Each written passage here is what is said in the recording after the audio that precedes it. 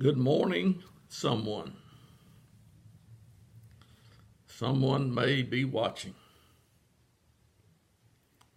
I watched and will watch.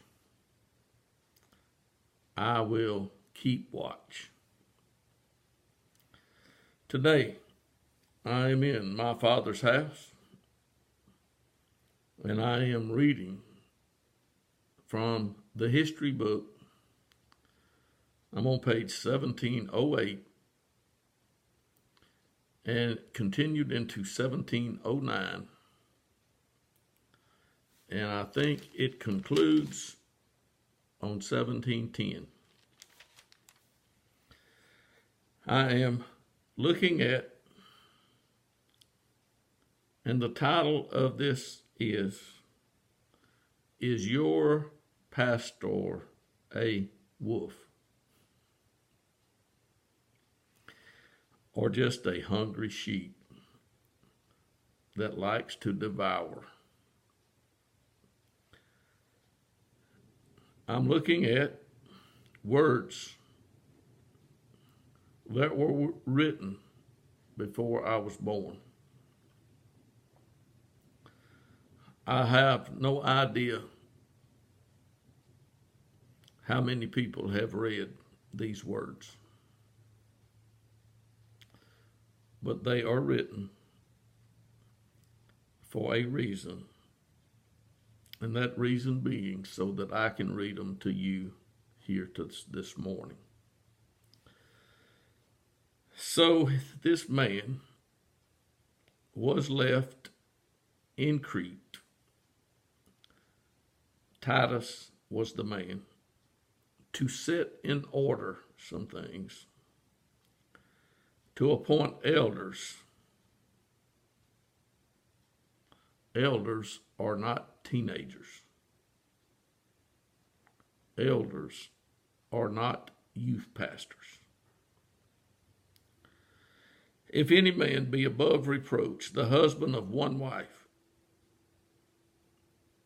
having children who believe, not accused of dissipation or rebellion, for the overseer or bishop or pastor, of course, all of those words are not here on 1709. But he should not be self-willed, quick-tempered, nor addicted to wine, not pugnacious, nor fond of sordid gain, which I said is money,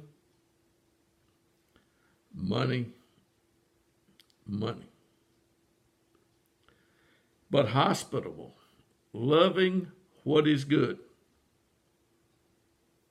sensible, just, devout, self-controlled, holding fast the faithful word, which is in accordance with the teaching, that he may be able to both exhort in sound doctrine and to refute those who contradict.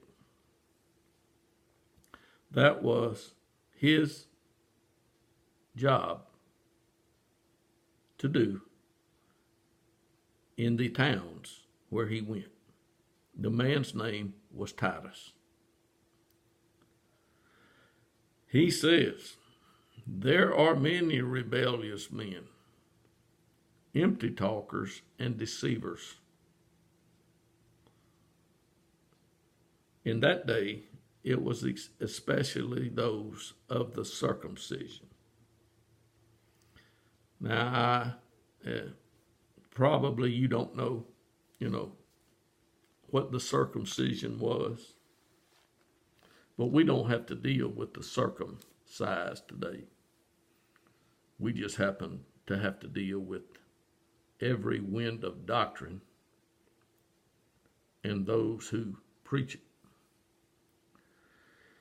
Those must be silenced because they are upsetting whole families, teaching things they should not for the sake of sordid gain, which is money. So if your pastor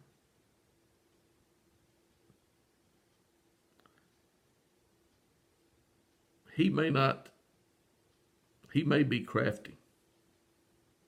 he may be crafty enough to get your money by deceit. But if your pastor or overseer or whatever gets your bishop, whatever he calls himself, so that he can look good, smell good, and talk good, you got one. And it says here, a prophet of their own said about cretins or liars, evil beasts, lazy guttons. And it says here, this testimony is true. For this cause reprove them severely, that they may be sound in the faith. Reprove them severely.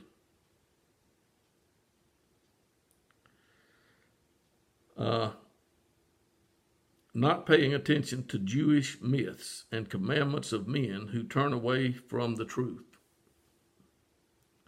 These who lead you astray have turned away from the truth. And I said the other day, the truth is not a person.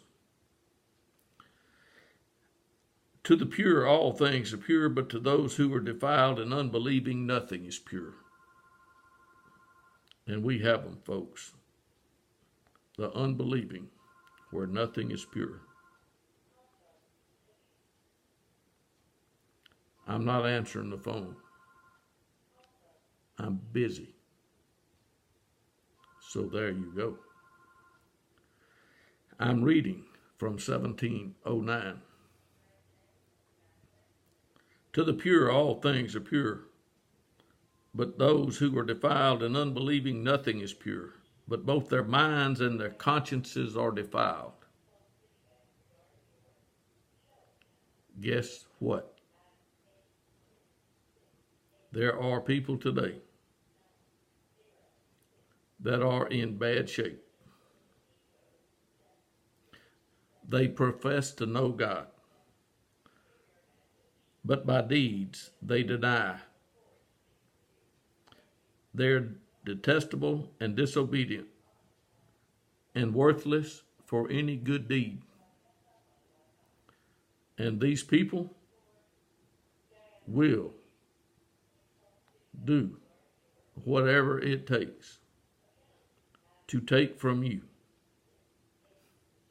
and keep you in darkness. They will not tell you the truth. They will tell you lies